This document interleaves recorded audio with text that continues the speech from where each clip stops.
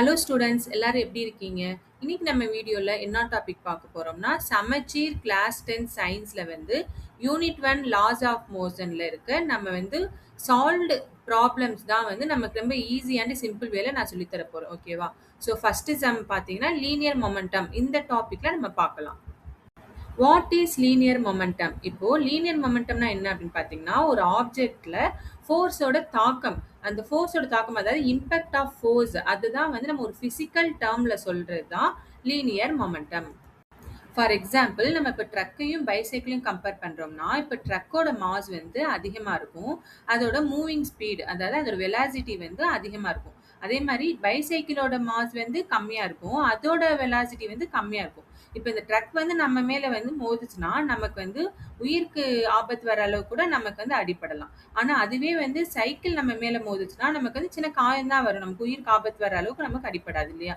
So அப்போ இந்த impact of force தான் நம்ம லீனியர் மொமெண்டம் சொல்றோம். அதாவது இந்த இமேஜ்ல இந்த எக்ஸாம்பிள்ல பாத்தீங்கன்னா ட்ரக்ல இம்பேக்ட் ஆஃப் ஃபோர்ஸ் அதிகமா இருக்கும், பைசைக்கிள் இம்பேக்ட் ஆஃப் ஃபோர்ஸ் கம்மியா இருக்கும். ஓகேவா? இப்போ நெக்ஸ்ட் எக்ஸாம்பிள் பாத்தீங்கன்னா இப்போ கன்னை வச்சு ஒருத்தரை ஷூட் பண்றோம், ஒரு பர்சனை ஷூட் பண்றோம். அதே மாதிரி வேற எதை கம்பேர் பண்ணா ஒரு பாலை அதே பர்சன் மேல த்ரோ பண்றோம். இப்போ இது ரெண்டுக்கும் இம்பாக்ட் ஆஃப் ஃபோர்ஸ் எப்படி இருக்குன்றத நான் உங்களுக்கு எக்ஸ்பிளைன் பண்றேன். இப்போ கன் வச்சு ஷூட் பண்றப்போ அந்த கன்ல இருக்க புல்லட் அதோட மாஸ் பாத்தீங்கன்னா கம்மியா தான் இருக்கும், ஸ்மாலா தான் இருக்கும். பட் அந்த அந்த புல்லட்டோட ஸ்பீடு அந்த வெலாசிட்டி அதிகமா இருக்கும் இல்லையா? இப்ப அதுவே ஒரு பாலை ஒரு பர்சன் மேல த்ரோ பண்றப்போ பாலோட மாஸ் அதிகமா இருக்கும், பட் அந்த த்ரோ பண்ற ஸ்பீடு வித் கம்பேர் டு அந்த புல்லட் ஸ்பீடை கம்பேர் பண்றப்ப லோவா தான் இருக்கும். அப்போ இங்க பாத்தீங்கன்னா நமக்கு இம்பாக்ட் ஆஃப் ஃபோர்ஸ் புல்லட்ல அதிகமா இருக்கும், அதே மாதிரி இம்பாக்ட் ஆஃப் ஃபோர்ஸ் பால்ல கம்மியா இருக்கும். இப்போ இம்பாக்ட் ஆஃப் ஃபோர்ஸ் மாஸ்ல ஒவ்வொரு வேரியேஷன்ஸ்ல இருக்கும். இப்போ மாஸ் அதிகமா இருந்தது, மோர் மாஸ் இருந்ததுன்னா இம்பாக்ட் ஆஃப் ஃபோர்ஸ் அதிகமா இருக்கும். மோர் வெலாசிட்டியா இருந்ததுன்னா இம்பாக்ட் ஆஃப் ஃபோர்ஸ் அப்பயும் அதிகமா தான் இருக்கும். இப்போ போத் மாஸ் அண்ட் வெலாசிட்டி ரெண்டுமே அதிகமா இருந்ததுன்னா இம்பாக்ட் ஆஃப் ஃபோர்ஸ் அதிகமா இருக்கும். இப்போ போத் மாஸ் அண்ட் வெலாசிட்டி லெஸ்ஸா இருந்ததுன்னா இம்பாக்ட் ஆஃப் ஃபோர்ஸ் லெஸ்ஸா இருக்கும். இப்போ ஜீரோ எஃபெக்ட், இப்போ எய்தர் மாஸ் ஆர் வெலாசிட்டி ஜீரோவா இருந்ததுன்னா இம்பாக்ட் ஆஃப் ஃபோர்ஸ் ஜீரோவா இருக்கும். இப்போ அன்இக்குவல் கேசஸ் இப்போ எய்தர் மாஸ் இல்லைன்னா வெலாசிட்டி, இப்போ மோர் மாஸ் அண்ட் லெஸ் வெலாசிட்டியா இருந்ததுன்னா இம்பாக்ட் ஆஃப் ஃபோர்ஸ் லெஸ்ஸா இருக்கும், லெஸ் மாஸ் அண்ட் மோர் வெலாசிட்டியா இருந்தா இம்பாக்ட் ஆஃப் ஃபோர்ஸ் மோரா இருக்கும். என்ன டைரக்ஷன்ல நம்ம ஃபோர்ஸ் கொடுக்குறோமோ அந்த ஃபோர்ஸ் கொடுக்குற டைரக்ஷன்ல அது மூவ் ஆகுது. ஸோ நமக்கு இப்போ இந்த மொமெண்டம்ல பாத்தீங்கன்னா நமக்கு மேக்னிடியூட் இருக்கு, டைரக்ஷன் இருக்கு. ஸோ இதை நம்ம லீனியர் மொமெண்டம் நம்ம வெக்டார் குவான்டிட்டி அப்படின்னு சொல்றோம்.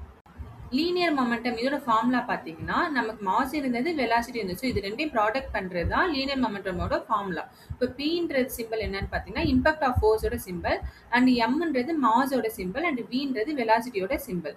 இப்போ இதோட எஸ்ஐ யூனிட் பாத்தீங்கன்னா இப்போ மாஸுக்கு யூனிட் என்ன கிலோகிராம், அண்ட் வெலாசிட்டியோட யூனிட் மீட்டர் பெர் செகண்ட். அதுவே சிஜிஎஸ் யூனிட்ல பாத்தீங்கன்னா மாஸுக்கு யூனிட் கிராம், அண்ட் வெலாசிட்டியோட unit centimetre per second. Unit of momentum என்னன்னு பாத்தீங்கன்னா கிலோகிராம் மீட்டர் பெர் செகண்ட். இது எஸ்ஐ யூனிட்ல, அண்ட் சிஜிஎஸ் யூனிட்ல கிராம் சென்டிமீட்டர் பெர் செகண்ட். நீங்க சம் சால்வ் பண்றப்போ கண்டிப்பா யூனிட் ரொம்ப ரொம்ப இம்பார்ட்டன்ட். இப்போ நம்ம சம்குள்ள போலாமா? சாப்டர் 1ல ப்ராப்ளம் 1 பார்ப்போம். Calculate the velocity of moving body of mass 5 kg whose linear momentum is 2.5 kg meter per second. Tamil மீடியம்ல என்ன கொடுத்திருக்காங்க? 5 கிலோகிராம் நிறையுள்ள பொருள் ஒன்றின் நேர்கோட்டு உந்தம் 2.5 கிலோகிராம் மீட்டர் பெர் வினாடி எனில் அதன் திசை வேகத்தை கணக்கிடுக. இப்ப எந்த சம்மா இருந்தாலும் நீங்க கொஸ்டின் அண்டர்ஸ்டாண்ட் பண்ணிக்கிட்டீங்கன்னா சம் சால்வ் பண்ண ரொம்ப ஈஸி தான். இப்ப இந்த கொஸ்டின்ல பாருங்க, calculate the velocity என்ன கண்டுபிடிக்க சொல்லிருக்காங்க? வெலாசிட்டி கண்டுபிடிக்க சொல்லியிருக்காங்க. ஓகேவா? சோ எதோட வெலாசிட்டி கண்டுபிடிக்க சொல்லிருக்காங்க? ஒரு மூவிங் பாடி, ஒரு பாடி மூவ் ஆகுது, அதோட வெலாசிட்டி கண்டுபிடிக்க சொல்லிருக்காங்க, அதாவது அதோட ஸ்பீட் என்னன்னு கண்டுபிடிக்க சொல்லிருக்காங்க. அந்த பாடியோட மாஸ் கொடுத்துட்டாங்க, மாஸ் எவ்வளவு? 5 கிலோகிராம் கொடுத்துட்டாங்க. அதோட linear momentum, so linear momentum என்ன கொடுத்துருக்காங்க? Linear momentum 2.5 kilogram metre per second. அதாவது இந்த வெலாசிட்டின்றது என்னன்னா திசை வேகம், அதோட வேகத்தை கண்டுபிடிக்க சொல்லிருக்காங்க. நமக்கு அந்த பொருளோட எடை அதாவது நிறை கொடுத்துட்டாங்க. நிறை என்ன? 5 கிலோகிராம் கொடுத்துட்டாங்க. நேர்கோட்டு உந்தம் 2.5 கிலோகிராம் மீட்டர் பெர் வினாடி அப்படின்னு கொடுத்துட்டாங்க. இப்போ நம்ம சம் எழுதுறப்போ எப்பயுமே இந்த ஸ்டெப்ஸை நீங்க கரெக்டா மைண்ட்ல வச்சு இந்த ஸ்டெப் எழுதுங்க, உங்களுக்கு ஃபுல் மார்க் ஈஸியா கிடைச்சிரும். ஓகேவா? இப்போ ஃபர்ஸ்ட் நம்ம எந்த சம்மா இருந்தாலும் கிவன் எழுதணும். ஓகேவா? சோ கிவன், சோ இப்ப இதுல என்ன கொடுத்திருக்காங்க, மாஸ் கொடுத்திருக்காங்க, ஒரு பாடியோட மாஸ், மூவிங் பாடியோட மாஸ். சோ மாஸ் வந்து என்ன, அதோட யூனிட் வந்து ஐ மீன் அதோட சிம்பிள் வந்து எம். ஓகேவா. சோ மாஸ் என்ன கொடுத்திருக்காங்க, 5 கிலோகிராம். ஓகேவா. தமிழ்ல நம்ம என்ன எழுதுறோம், கிவன் வந்து கிவன் டேட்டாவை தரவுன்னு எழுதுறோம். ஓகேவா. சோ அதாவது அதோட நிறை. சோ நிறை, இதோட சிம்பிள் வந்து எம். சோ எவ்வளவு கொடுத்திருக்காங்க, 5 கிலோகிராம். ஓகேவா. அதுக்கடுத்து என்ன கொடுத்திருக்காங்க, லீனியர் மொமெண்டம். ஓகேவா. சோ லீனியர் மொமெண்டம், லீனியர் மொமெண்டமோட சிம்பிள் என்ன, பி. சோ இது எவ்வளவு கொடுத்திருக்காங்க, 2.5 kilogram metre per second. So இங்க வந்து லீனியர் மொமெண்டம்னா தமிழ்ல என்ன, நேர்கோட்டு உந்தம். ஓகேவா. சோ நேர்கோட்டு உந்தம். சோ எவ்வளவு கொடுத்திருக்காங்க, 2.5 கிலோகிராம் மீட்டர் பெர் வினாடி. ஓகேவா. இப்போ நமக்கு வெலாசிட்டி v வந்து கண்டுபிடிக்க சொல்லிருக்காங்க. ஓகேவா. வெலாசிட்டி v அதுதான் நம்ம கண்டுபிடிக்கணும், அதாவது திசை வேகம். திசை வேகம் v வந்து கண்டுபிடிக்கணும். ஓகேவா. இப்போ லீனியர் மொமெண்டமோட ஃபார்ம்ல நம்ம என்ன படிச்சோம், p ஈக்குவல் டு mv. ஓகேவா. இப்போ p கொடுத்துட்டாங்க, p என்ன கொடுத்துட்டாங்க, 2.5 கொடுத்துட்டாங்க, மாஸ் வந்து 5 நமக்கு கொடுத்துட்டாங்க, நம்ம வந்து v வந்து கண்டுபிடிக்கணும். ஓகேவா.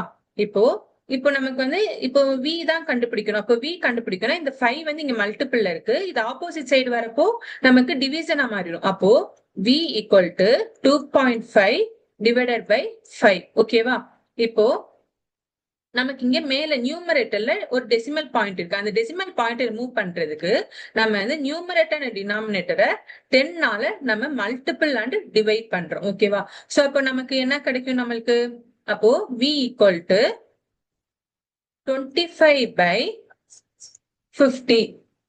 ஓகேவா. சோ இப்ப இதை டிவைட் பண்ணோம்னா 125 is 25, 225 are 50. அப்போ இது வந்து சிம்பிளிஃபை பண்ணோம்னா 1/2 வரும். இதை ஃபர்தரா நீங்க சிம்பிளிஃபை பண்ணீங்கன்னா 0.5. இப்போ வெலாசிட்டி, இந்த திசை வேகத்தோட யூனிட் என்னது, மீட்டர் பெர் செகண்ட். சோ இதுதான் இந்த கொஸ்டினுக்குரிய ஆன்சர். ஓகேவா.